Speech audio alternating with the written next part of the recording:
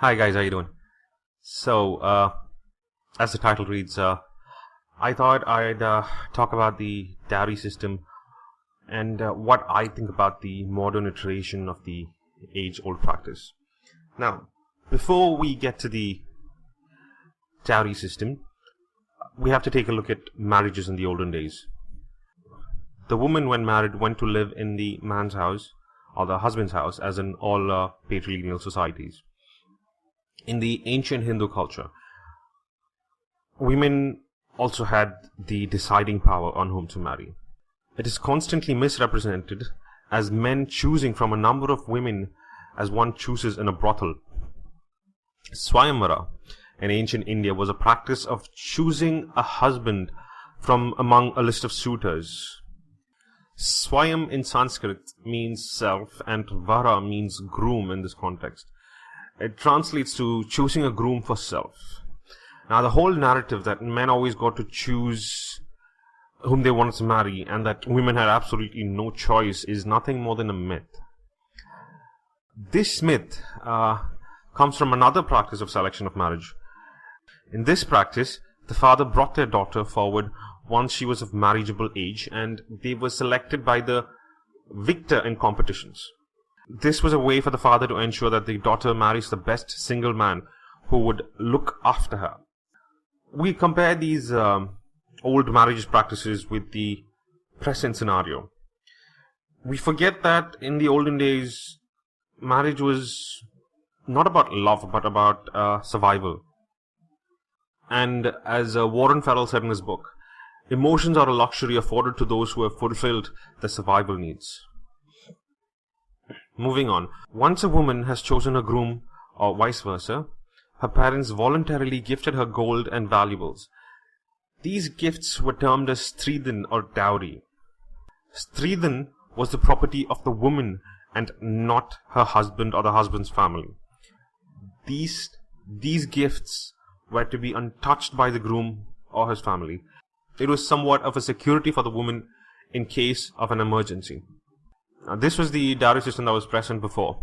Now, after the permanent settlement of Bengal in 1793 by the British, India was introduced to property rights, which had been fairly unheard of in India. Land was always owned by the governing body, the kings or the rajas, and the people paid taxes for the use of the land.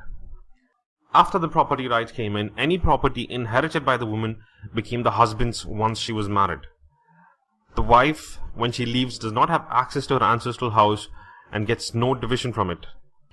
Now, when you look at the property inherited by the wife, she does not have access to her ancestral house and gets no division from it when she leaves. To simplify, there are movable and immovable property. The land and home were immovable assets, and of course the woman could not take it with her. The woman, however, received only a quarter of the ancestral property. The justification for this was that women did not need wealth or property to woo a bride, but the man did. A man without wealth would have a lot lesser probability of being accepted by a woman's family, and hence men were given a higher share of the property. Anyway, the fact that women lived in another house made it hard to give her a split of the land or house, which is the immovable property. In this situation, the gifts that family gave were in truth the portion of the wealth she was supposed to receive from the ancestral property, and this can be termed as movable wealth. Now, it took an ominous turn soon after. No one has any conclusive proof as to when it happened, but what was once gifts became sort of demands, and what was once, again, voluntary became an obligation. Once the practice of this version of dowry began, the groom and his family began demanding a certain amount of money based on the financial status of the family or the success of the potential groom. Many consider it as a repayment for the money spent by the parents on the boy, bringing him up and educating him. Some others say it is for the man and the woman to spend as they please. There are different practices everywhere and numerous justifications for it. I, however, see something different. What I see is an economic balance that is achieved through dowry. This is just my opinion. I might be wrong, but I'm just putting it out there. Let's take two families, one with a son and the other with a daughter. The majority of women did not work, and men were burdened with the financial responsibilities of the entire family. When a daughter was married off to another family, the woman's father had surplus of finances because the father had been relieved of the financial duty towards his daughter. The husband, however, had one more person added to his financial responsibilities. What I feel was the motive behind the newer version of the dowry system was to equalize this financial gap. Of course, we do not need that in the present era, and it needs to be done away with. But this was just me exploring how it came about. Even though it is illegal, it is prevalent in the country because apparently it's a big fucking part of a tradition or whatever. When discussing dowry, we should also look at when dowry was prohibited and how that came to be. The Dowry Prohibition Act was passed in the 1960s. Now, it is widely accepted that dowry is always a burden on the woman because she gets harassed. But in my opinion, it was the burden on a man. The father, being financially responsible, had to pay the dowry. Nobody gave a fuck when fathers were harassed and shamed for not giving dowry. We as a nation started giving a fuck when it started harming women. When women were harassed and sent back home for not paying dowry. When women started being abused. It was only after death and torture due to dowry that we outlawed this practice. To be honest, it is a harmful practice. And yet still widely practiced. But you know what? Nobody cares about the man who has to dish out his life savings. You tell me women are the primary victims because she's in a new house and she's harassed and physically assaulted for not giving dowry. Yes, in some cases, they are the primary victims. But in majority of the cases where the dowry is given, the father is the one who has to do it. How do people think the man makes the money to give dowry? By sitting on his fucking couch? No. He earned that money sacrificing his health.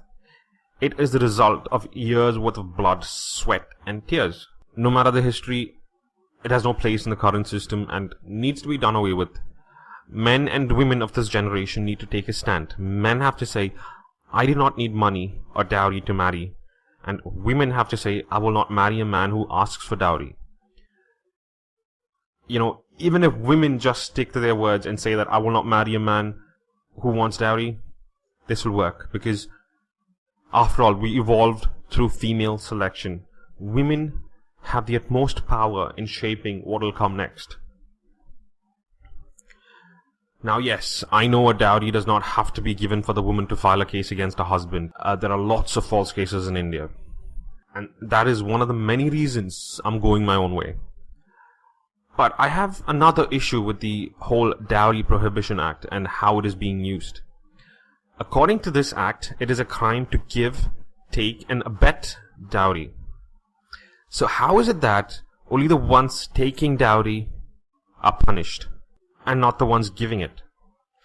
To be honest, this law just stops either one from making a complaint because both would get punished for it. But if the law has been drafted that way, it should be implemented as such. Anyway, that's pretty much all I have to say for today. Thanks for taking time out of your day to listen. I hope you guys enjoyed the video. Comment below about what you think. Follow me on Twitter, like me on Facebook, and as always, if you like what I'm saying, hit the damn subscribe button. Cheers.